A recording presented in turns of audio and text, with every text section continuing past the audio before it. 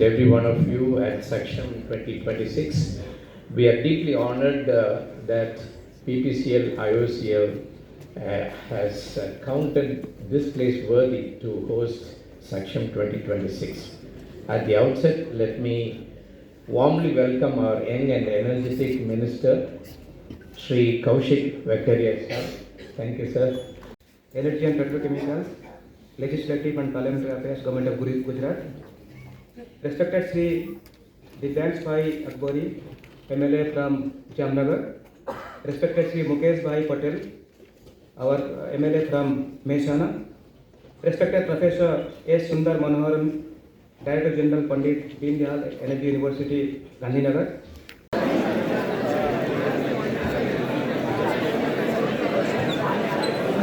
जी, मेहसाणा के MLA मुकेश पटेल जी,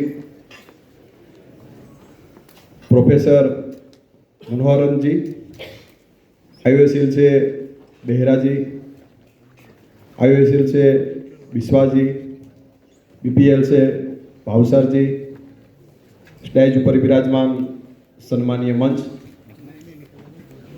इस function में सभी को मैं तहे दिल से आवकारता हूँ। आज मुझे अत्यंत प्रशंसा हो रही है कि सक्षम संरक्षण क्षमता महोत्सव 2025-26 के शुभारंभ अवसर पर आप सभी के बीच उपस्थित होने का सौभाग्य प्राप्त हुआ है। यह अभियान फ्यूल कन्वर्जन और एनवायरनमेंट के बढ़ावा देने की दिशा में एक अत्यंत महत्वपूर्ण राष्ट्रीय पहल को पेट्रोलियम एवं प्राकृतिक गैस मंत्रालय के मार्गदर्शन से हमारे सम्मानित ऑयल एंड गैस PSU द्वारा संचालित ये वार्षिक अभियान में भारत में ईंधन और संरक्षण प्रयासों के मजबूत आधारशिला रहा है। सतत प्रयासरत रहेंगे ताकि देश की प्रगति के लिए आवश्यक इन सीमित संसाधनों की आपूर्ति अधिक समय तक संभव हो सके। आदर्श नागरिक होने के नाते हम पेट्रोलियम पदार्थों के व्यर्थ उपयोग को रोकने के लिए लोगों को जागरूक करेंगे ताकि आगे आने वाली पीढ़ी के लिए एक बेहतर वातावरण सुनिश्चित कर एक नए व स्वस्थ भारत का निर्माण कर सके। धन्यवाद।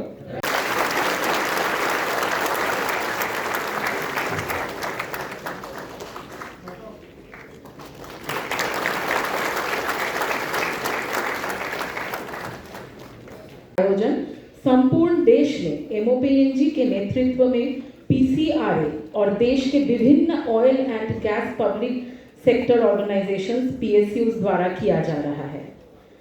इस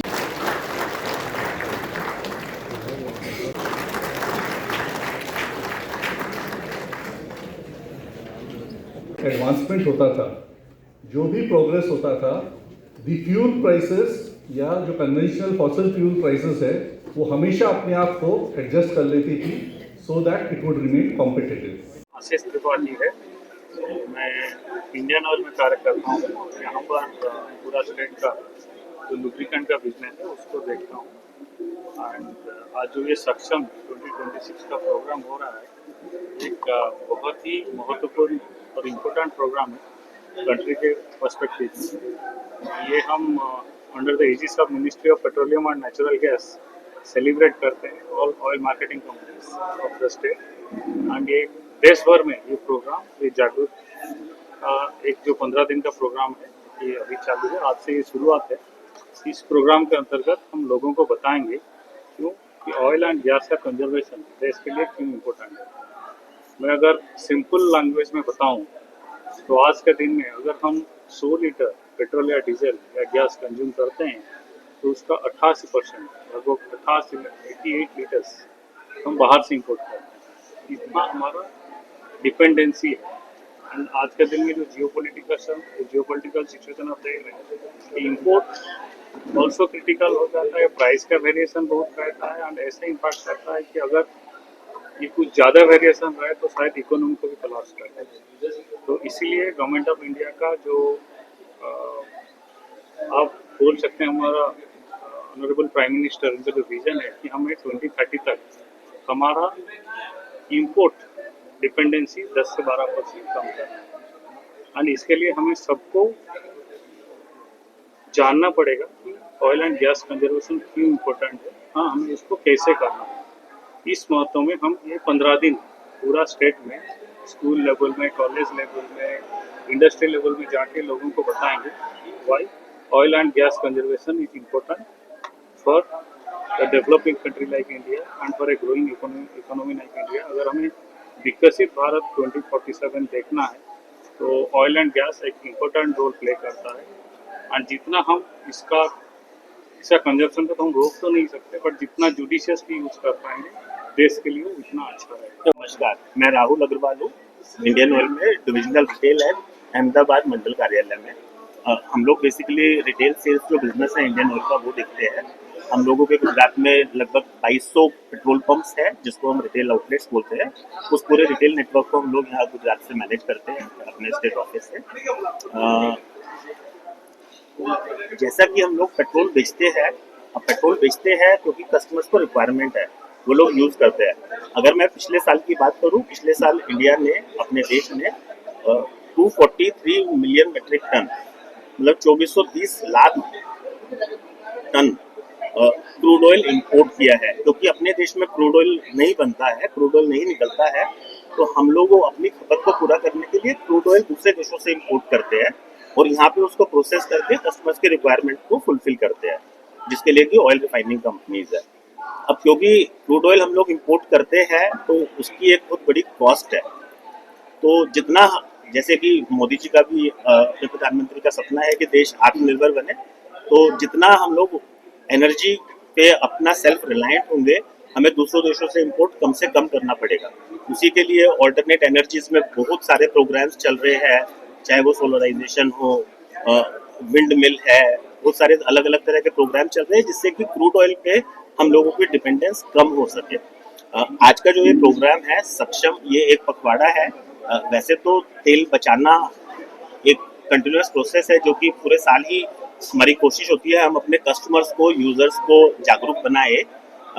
लेकिन इन 15 दिन में जो पखवाड़ा है 1 से 15 फरवरी, इसमें हमारी एक स्पेशल ड्राइव रहता है जिसमें कि हम अलग अलग स्कूल्स में, कॉलेजेस में, यूनिवर्सिटीज़ में, स्टेट ट्रांसपोर्ट की वर्कशॉप्स में या अपने बहुत सारे पेट्रोल पंप्स है वहाँ पे भी जो कस्टमर्स आते हैं वो सब यूजर्स है जो कि उसको दिन रात यूज़ करते हैं प्रोडक्ट को, उनको किस तरह जागरूक किया जा सके कि हाँ तेल को बचाया जा सकता है, ड्राइविंग हैबिट्स को इम्प्रूव करके, जैसे सिग्नल पे कोई खड़ा है कैसे, तो उसके हम लोगों के प्रोटोकॉल्स है जो हम लोगों को अवेयर करने के लिए यूज़ करते हैं कि किस तरह से तेल को बचाया जा सकता है।